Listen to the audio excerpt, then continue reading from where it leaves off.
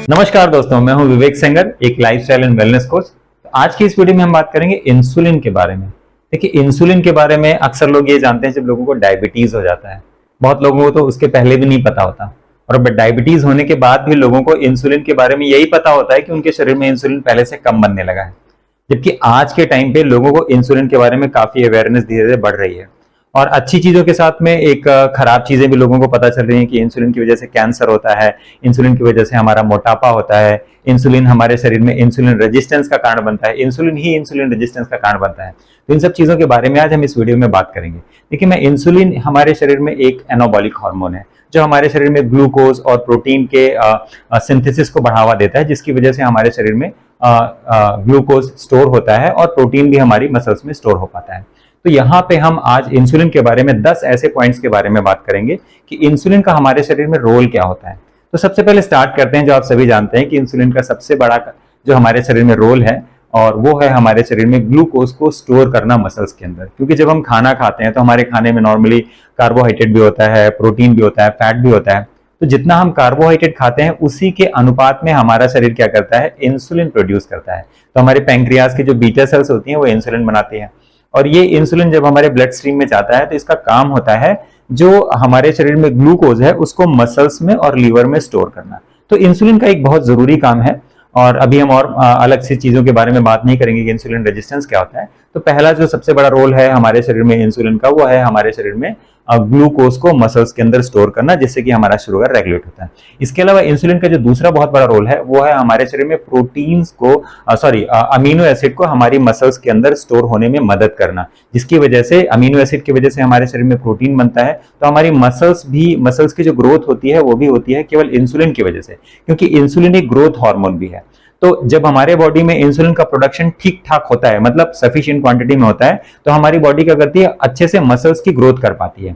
और जिन लोगों की बॉडी में नॉर्मली इंसुलिन का लेवल कम हो जाता है, जो लोग लो कार्बोहाइड्रेट डाइट पे चले जाते हैं इन जनरल, तो उनकी बॉडी का वेट भी क्या होता है, बहुत कम हो जाता है। जैसे मेरे डाइट में अगर कार्बोहाइड्रेट का इंटेक मेरा कम रहता है तो मेरी बॉडी क्या है, मस्कुलर मेरी बॉडी नहीं है, मेरे बॉडी में मसल्स काफी कम है।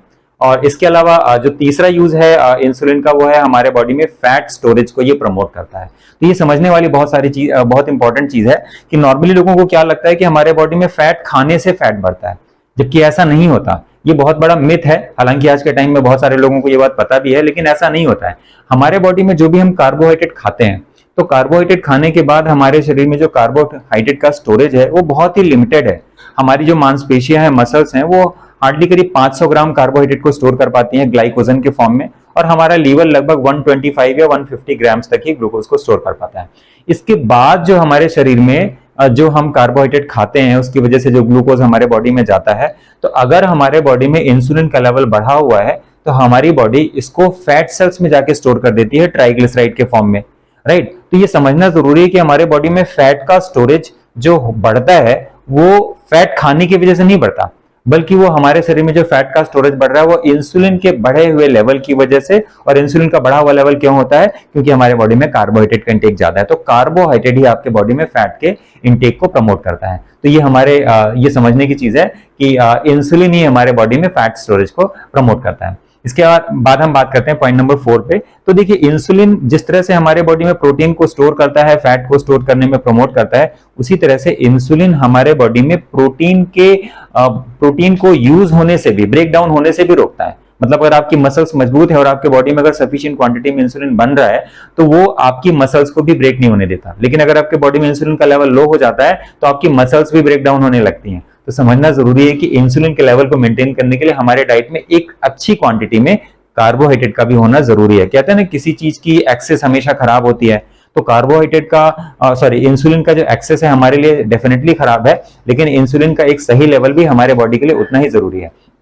उसी तरीके से हम बात करते हैं पॉइंट नंबर 5 के बारे में। इंसुलिन हमारे बॉडी में फैट के ब्रेकडाउन को भी स्टॉप करता है। अगर हमारे बॉडी में फैट का स्टोरेज हो गया है और अगर आपकी बॉडी इंसुलिन लगातार बढ़ा के रखी हुई है, तो क्या होगा, आपके बॉडी में जो फैट सेल्स में जो फैट पड़ा हुआ है वो आसानी से ब्रेक डाउन नहीं हो पाएगा। उसके पीछे और भी रीजन है, जैसे इंसुलिन रेजिस्टेंस के बारे में मैंने पहले भी कई सारे वीडियोस में बात की है कि इंसुलिन रेजिस्टेंस एक ऐसी कंडीशन है जिसमें कि हमारे बॉडी में इंसुलिन जरूरत से कई गुना ज्यादा बनने लगता है।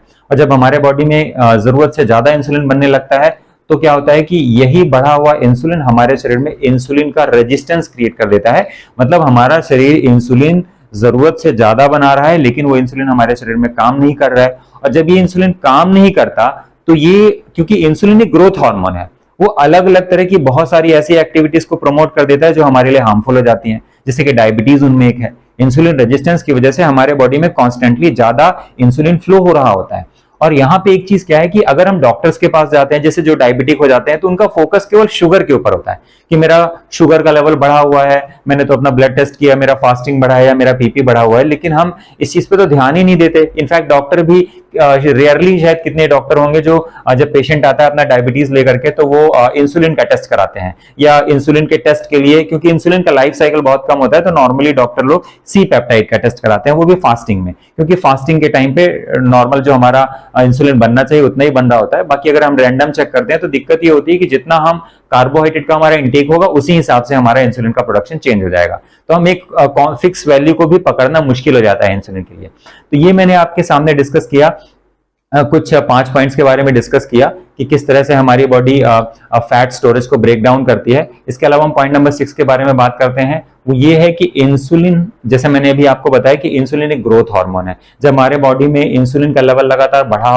रहता है तो हमारी बॉडी में क्या होता है, एंजियोजेनेसिस स्टिमुलेशन शुरू हो जाता है, जिसको हम कहते हैं कोई ना कोई ऐसी जगह जरूर होती है जहां पे कि ब्लड सप्लाई पहले से बहुत ज्यादा हो जाती है। और जब ये ब्लड सप्लाई वहां ज्यादा हो जाती है तो क्या होता है कि वहां पे हमारी बॉडी में ट्यूमर्स बनने लगते हैं, वहां पे कोई ना कोई ऐसा सेलुलर ग्रोथ शुरू हो जाता है जो कि अनवांटेड है, और उसकी वजह से कई बार गांठ बन जाती है और कई बार वहां पे कैंसरस सेल्स भी डेवलप हो जाती है। इनफैक्ट कैंसर का सबसे बड़ा रीजन है वो है इंसुलिन का बढ़ा हुआ लेवल। तो जहां इंसुलिन हमारे लिए यूजफुल है, हमको हमारे बॉडी में हमारी मसल्स को मेंटेन करने के लिए, हमारे बॉडी में एक ऑप्टिमम क्वांटिटी में फैट को स्टोर करने के लिए जरूरी है, उसी तरीके से हमारे बॉडी में इंसुलिन हमें कैंसर देने के लिए भी जिम्मेदार है।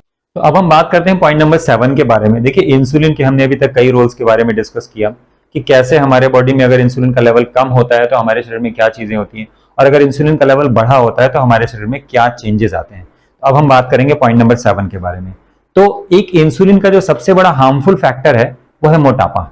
मोटापे के पीछे जो सबसे इंपॉर्टेंट एंड सबसे रिस्पॉन्सिबल फैक्टर होता है वो होता है इंसुलिन। तो देखिए, इंसुलिन डायरेक्टली हमारा मोटापा बढ़ाने के लिए रिस्पॉन्सिबल नहीं होता है, क्योंकि हमारा वेट हमारा बॉडी खुद ही डिसाइड करता है, और हमारे उसके पीछे कई सारे जेनेटिक प्रोफाइल भी होते हैं, हमारा लाइफस्टाइल होता है, और सबसे बड़ा रोल होता है इंसुलिन का। क्योंकि इंसुलिन की वजह से हमारा बॉडी अपना एक सेट वेट कैलकुलेट करता है कि हमारा वेट होना कितना चाहिए। आपने देखा होगा कि अगर किसी का वेट मान लीजिए 70 किलोग्राम है तो वो 70 के ही आसपास रहता है। आप उसको अगर चेक करेंगे, लगातार चेक करते रहेंगे, तो कभी 71, कभी 69, कभी 72 या कभी 68, हमेशा 1-2 किलो के आसपास ही घूमता रहता है, और ये साल दर साल चलता रहता है, जब तक कि हमारी लाइफस्टाइल में कोई बहुत बड़ा चेंज नहीं आता। जैसे कि अगर लंबे टाइम तक मेरा लाइफस्टाइल बहुत खराब चलता रहे तो अचानक से मेरा बढ़ा हुआ वेट जो है वो क्या हो जाएगा, बढ़ जाएगा।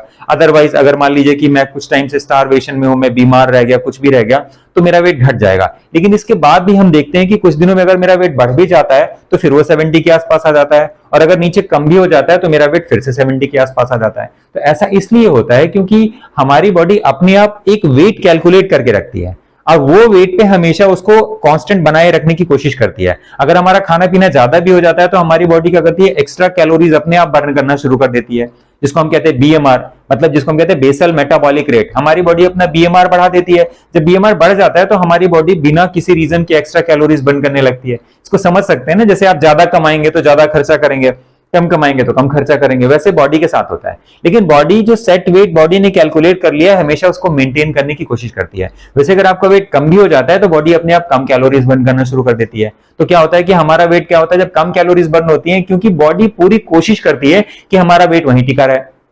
अब इंसुलिन का रोल क्या होता है, अगर हमारे बॉडी में इंसुलिन का लेवल लगातार कुछ टाइम तक बढ़ा रहता है तो कुछ टाइम में हमारी बॉडी अपने सेट वेट को चेंज कर लेती है। तो अगर इंसुलिन का लेवल बढ़ा हुआ है तो बॉडी अपने सेट वेट को बढ़ा लेती है, जिससे कि हमारा वजन बढ़ जाता है, हमारे शरीर में मोटापा आ जाता है। और अगर हमारी बॉडी में अगर हम लगातार लो कार्बोहाइड्रेट डाइट पे या लंबे टाइम तक हम फास्टिंग में रहते हैं तो क्या होता है, जब लंबे टाइम तक फास्टिंग में रहते हैं तो इंसुलिन का लेवल ड्रॉप होता है, जब इंसुलिन का लेवल लंबे टाइम तक लो साइड में चलता है तो हमारी बॉडी तब भी अपना सेट वेट चेंज कर लेती है, लेकिन हमारी बॉडी अपना सेट वेट लो कर लेती है। तो लो करने की वजह से हमारा वेट कम हो जाता है। तो मोटापे को करने के लिए भी आज के टाइम पे अगर आप डॉक्टर के अलावा किसी भी न्यूट्रिशनिस्ट के पास जाएंगे जिसको सही पे फूड एंड न्यूट्रिशन का सही नॉलेज होगा, तो वो आपका हमेशा इंसुलिन का टेस्ट कराएंगे कि आपकी बॉडी कितना इंसुलिन प्रोड्यूस कर रही है। आप जो डाइट ले रहे हैं आपकी डाइट भी उसी हिसाब से डिजाइन की जाएगी ताकि आपके डाइट में लो कार्बोहाइड्रेट डाइट हो। आज के टाइम पे इसके बारे में बहुत ज्यादा अवेयरनेस है। वो जमाना चला गया जब लोग मतलब फैट डाइट से दूर भागते थे। आज के टाइम पे लोग हाई कार्बोहाइड्रेट डाइट से दूर भागते हैं। आजकल लोग लो कार्बोहाइड्रेट डाइट को प्रेफर करते हैं। उसके पीछे रीजन है कि अगर किसी को कोई क्रॉनिक इलनेस हो गई है, कोई भी क्रॉनिक इलनेस, चाहे हार्ट डिजीज हो, कैंसर हो, मोटापा हो, इनफैक्ट डायबिटीज हो, पैंक्रेटाइटिस हो, ऐसी भी कोई बीमारी होती है, तो जब तक आपकी बॉडी लो इंसुलिन पर रन नहीं करेगी तब तक आप किसी क्रॉनिक डिजीज को रूट लेवल से रिवर्स नहीं कर सकते। तो इस तरह से हमारे बॉडी में जब हम इस तरह से हम लो कार्बोहाइड्रेट डाइट पे जाते हैं तो सबसे पहले हमारा इंसुलिन का लेवल ड्रॉप हो जाता है। तो अभी मैंने आपके बारे में जो मेरा पॉइंट नंबर 7 था वो था मोटापे को लेकर के, कैसे हमारे बॉडी में मोटापा प्रमोट होता है केवल और केवल एक्सेसिव इंसुलिन की वजह से। तो ये हमने पॉइंट नंबर 7 डिस्कस किया।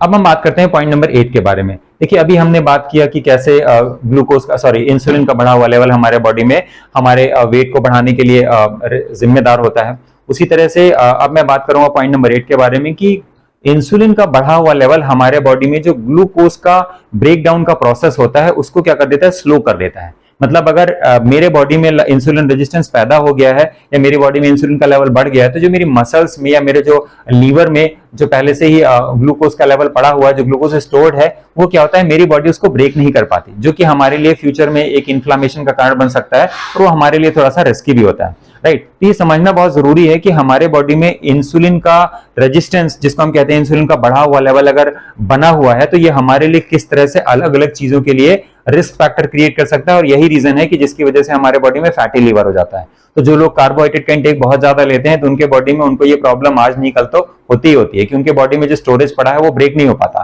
तो ना तो ग्लूकोज का स्टोरेज ब्रेक हो पाता, ना तो फैट का स्टोरेज ब्रेक हो पाता, ना तो हमारे बॉडी में जो प्रोटीन्स, हमारी जो एमिनो एसिड हमारी बॉडी एब्जॉर्ब करके रखी है, जो प्रोटीन्स है, वो भी आसानी से ब्रेक डाउन नहीं हो पाते। इसके बाद हम बात करेंगे पॉइंट नंबर 9 के बारे में। तो देखिए पॉइंट नंबर 9 हमारे लिए बड़ी अच्छी चीज है कि ग्लूकोज का एक सर्टेन लेवल हमारे बॉडी में इसलिए भी जरूरी है क्योंकि हमारे बॉडी का जो इम्यून फंक्शन है, हमारा जो इम्यूनिटी सिस्टम है, जैसे हमारे बॉडी में इंसुलिन की वजह से हमारी बॉडी क्या करती है, व्हाइट ब्लड सेल्स के सिंथेसिस को प्रमोट करती है। जब हमारे बॉडी में व्हाइट ब्लड सेल्स अच्छे से बनती हैं तो क्या होता है, हमारा इम्यून सिस्टम अच्छे से काम करता है। तो ये एक बहुत ध्यान देने वाली चीज है कि हमको डेली बेसिस पे एक सर्टेन क्वांटिटी में कार्बोहाइड्रेट लेना भी उतना ही जरूरी है जितना कि हमारे शरीर को जरूरत होती है। हमेशा कार्बोहाइड्रेट को पूरी तरह से कट करना भी एक सही स्ट्रैटेजी नहीं होती। और अगर हम नेचर को देखें तो नेचर ने हर एक फूड ऐसा बनाया है कि उसमें एक सफिशिएंट क्वांटिटी में क्या होता है, कार्बोहाइड्रेट भी है, उसमें प्रोटीन भी है और उसमें फैट भी है। और ये सब नेचर की बनाई हुई चीजें हैं। करते हैं पॉइंट नंबर 10 के बारे में, और इसको मैं लास्ट में डिस्कस कर रहा हूं क्योंकि बहुत सारी चीजें मैंने पहले डिस्कस कर दी थी। क्योंकि इंसुलिन का बढ़ा हुआ लेवल हमेशा लोग जानना चाहते हैं कि हार्ट डिजीज में उसका क्या फर्क पड़ता है। देखिए बेसिकली अगर इंसुलिन हमारे बॉडी में बढ़ा हुआ है तो जैसा मैंने पहले ही आपको बताया कि हमारे बॉडी में फैट स्टोरेज को वो प्रमोट करता है। तो अगर फैट स्टोरेज हमारे बॉडी में बढ़ेगा तो यही बढ़ा हुआ फैट का जो लेवल है हमारे बॉडी में जो एथेरोस्क्लेरोटिक प्लैक है उसको डिपॉजिट करने के लिए बहुत ज्यादा रिस्पॉन्सिबल होता है। तो लोगों को हार्ट की बीमारी देने के पीछे जो इनडायरेक्टली सबसे एक बहुत ही बड़ा रिस्क फैक्टर होता है वो होता है इंसुलिन का बढ़ा हुआ लेवल, जो कि आगे चल करके इंसुलिन रेजिस्टेंस का कारण बनता है। तो देखिए यहाँ पे हम अगर एक नटशल में बात करें तो मैंने यहाँ पे भले 10 पॉइंट गिनाए हों, लेकिन अगर आप इसको दूर से देखें तो आप देखेंगे चाहे वो हार्ट की बीमारी हो, चाहे हार्ट अटैक हो, चाहे कोरोनरी आर्टरी डिजीज हो जिसको हम कहते हैं हार्ट ब्लॉकेजेस भी कहते हैं, चाहे डिमेंशिया हो, चाहे माइग्रेन हो, चाहे पॉलीसिस्टिक ओवरी सिंड्रोम जिसको हम पीसीओएस कहते हैं, चाहे ब्रेन स्ट्रोक हो रहा, इन सब चीजों के पीछे कहीं ना कहीं एक इंसुलिन का बहुत बड़ा हुआ लेवल रिस्पॉन्सिबल होता है, जिसको कि हम इंसुलिन रेजिस्टेंस भी कहते हैं। तो अभी आज की इस वीडियो में हमने इंसुलिन से रिलेटेड ऐसे 10 पॉइंट्स के बारे में डिस्कस किया जो कि डायरेक्टली हमारी हेल्थ को अफेक्ट करते हैं। तो जो अभी तक का कंक्लूजन है वो ये है कि हमारे बॉडी के लिए इंसुलिन का एक ऑप्टिमम लेवल ही जरूरी होता है, और अगर हमारे बॉडी में इंसुलिन का बढ़ा हुआ लेवल है तो हमारे बॉडी के लिए बहुत बड़ा रिस्क फैक्टर बन जाता है। कैंसर जितने लोगों को भी होता है, रूट लेवल पे जो चीज जिम्मेदार है वो है इंसुलिन का बढ़ा हुआ लेवल।